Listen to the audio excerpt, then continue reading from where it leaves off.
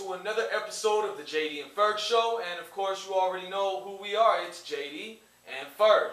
Alright, today's episode, first thing that we want to get into is the Saints wiretapping that had just been released. And for unknown reasons, I'd like to know why it took so long for this to be uncovered and be investigated. But apparently from the 2002 to the 2004 seasons, Mickey Loomis was wiretapping the opponent's sidelines during their home games, which is actually a federal state offense in the state of Louisiana. Correct.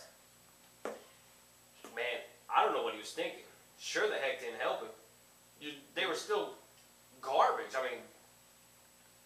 Well, you're right about that it didn't help them. Looking here, 2002 they went 9-7, and then in 2003 and 2004 they went 8-8 both seasons. So my question would be, what did he gain?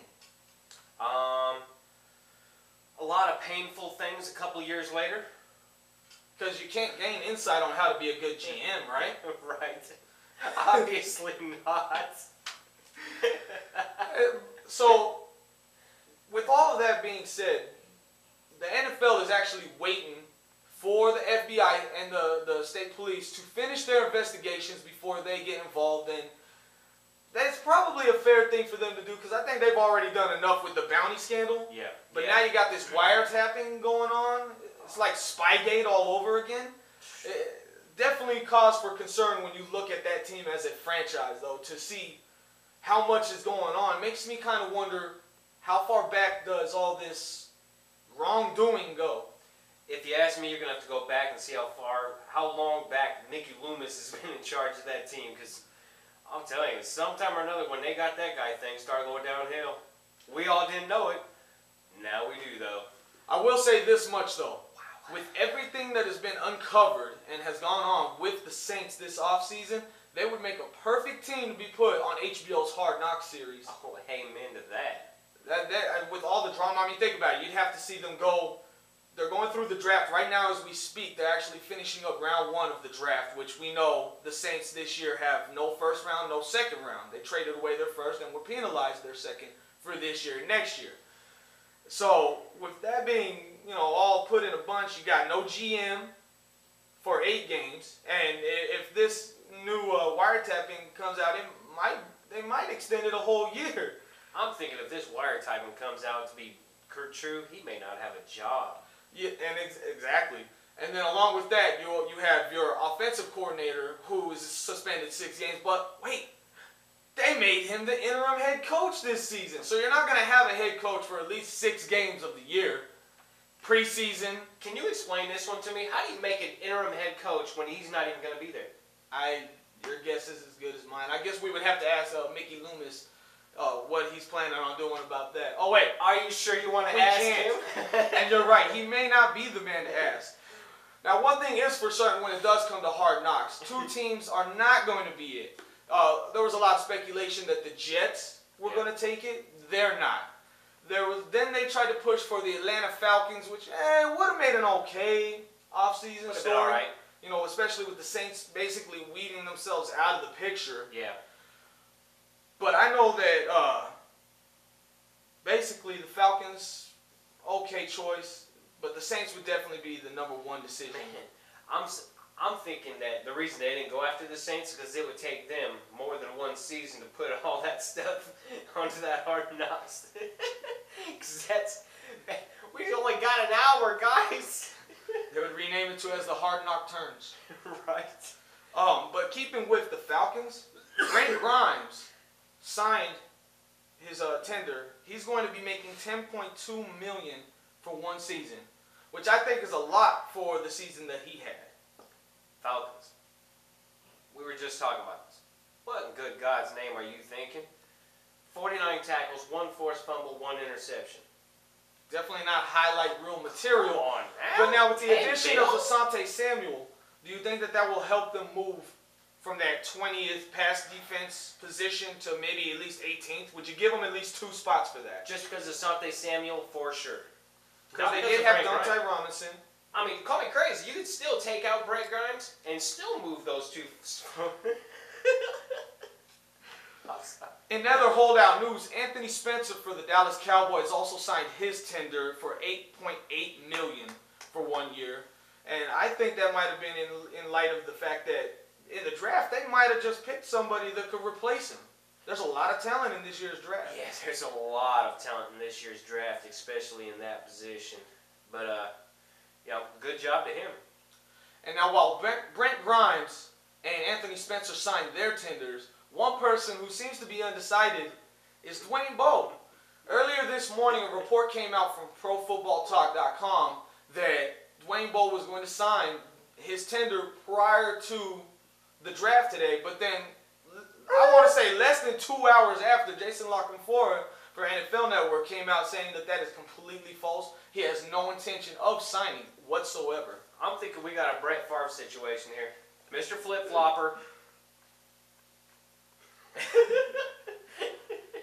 Now, keeping with the holdouts, the last person that I want to speak on, I'm going to spend some time on it. Man, because he's preaching today, ladies. Because Willie McGinnis actually came out and said he didn't like the prima donna attitude. Oh my God. And that he was expendable. Now, really, Willie? You're going to come out and say that about none other than Wes Welker after the season that he just had. How could you say such a thing?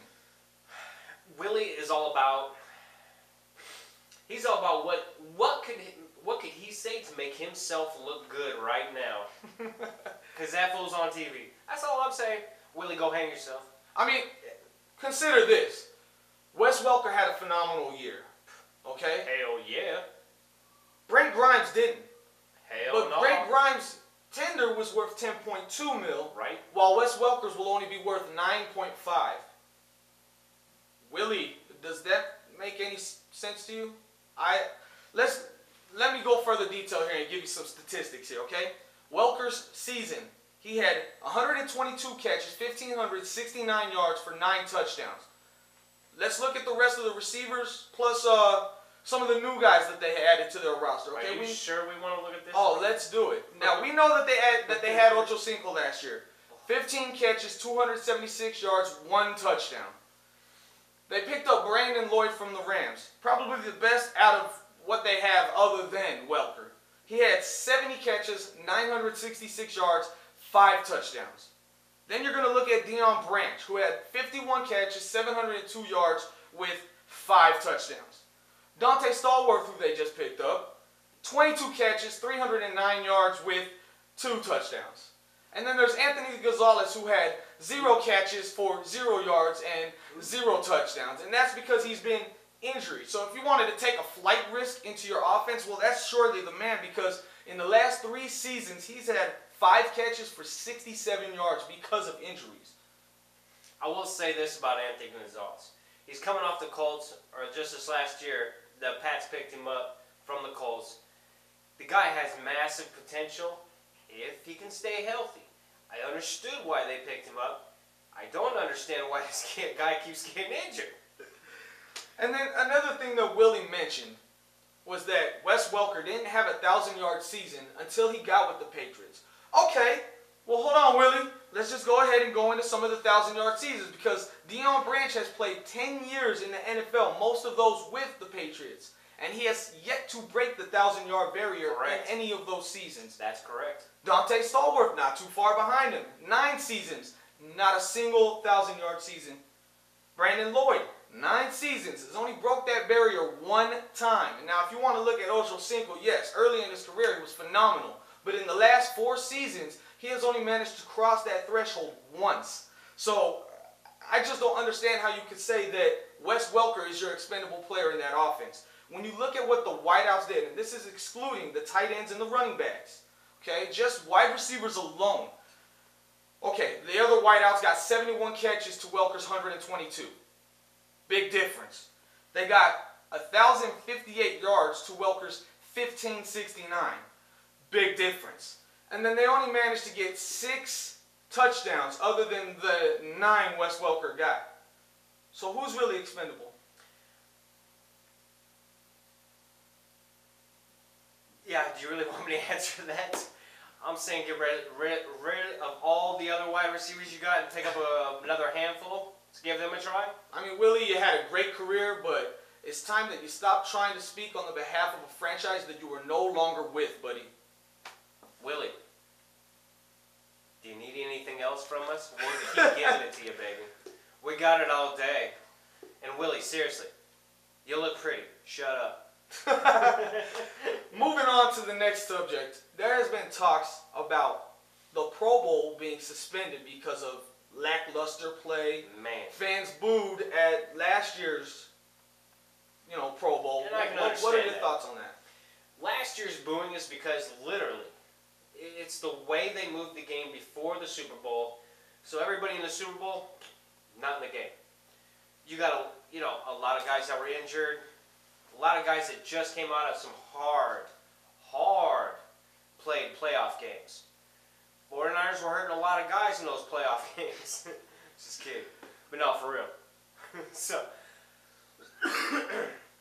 a lot of guys see at the end of the season, they get 1 week off, then they're back into another game that, kind of doesn't mean anything. You give those guys like 2-3 weeks off, give them some time to spend with their family. Okay, here, play a free game. You make that game, a week or two after the Super Bowl. They do get their game checked, and Right. then the winner gets more than the loser. Right, and you'll have more people playing the game that way. But when you make it 1 week before the Super Bowl, you're going to lose a lot, man. You're going to lose a lot of players. You're going to get a lot of boos. There's going to be a lot of things that aren't going to go down.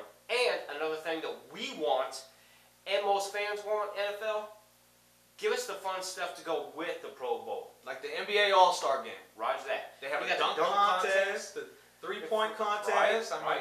Whatever happened to those quarterbacks trying to throw through the hoops and stuff from, was it 20 yards, 30 yards, 40 yards? Let's see who can do it.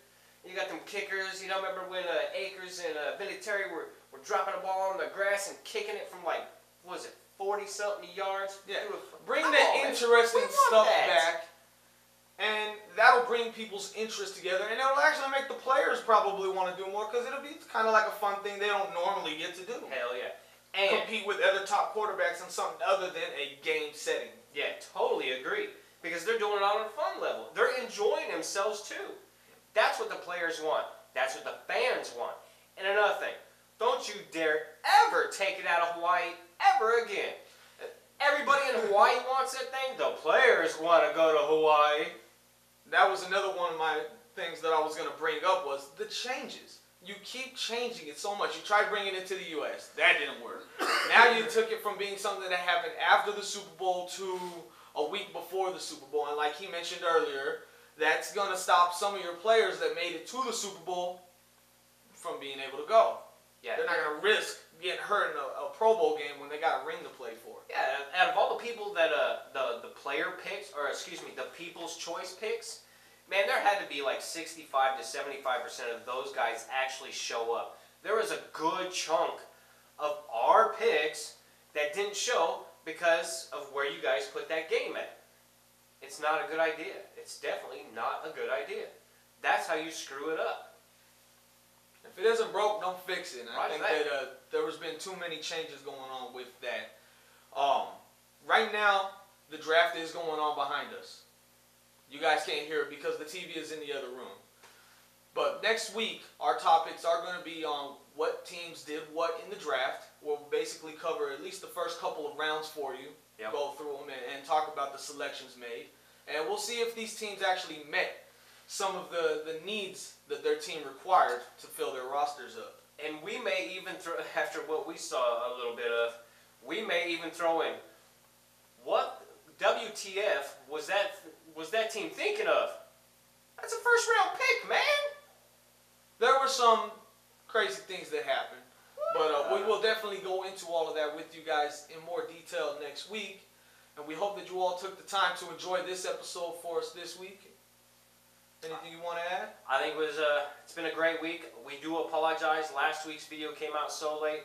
We had a few technical difficulties, and I do apologize. I had a major sickness going on with me, so you can still kind of hear it in my voice, but it is what it is. We'll keep them coming as quickly as we can. We'll try to get over our personal stuff, keep it out of here, and we appreciate your guys' patience with that one.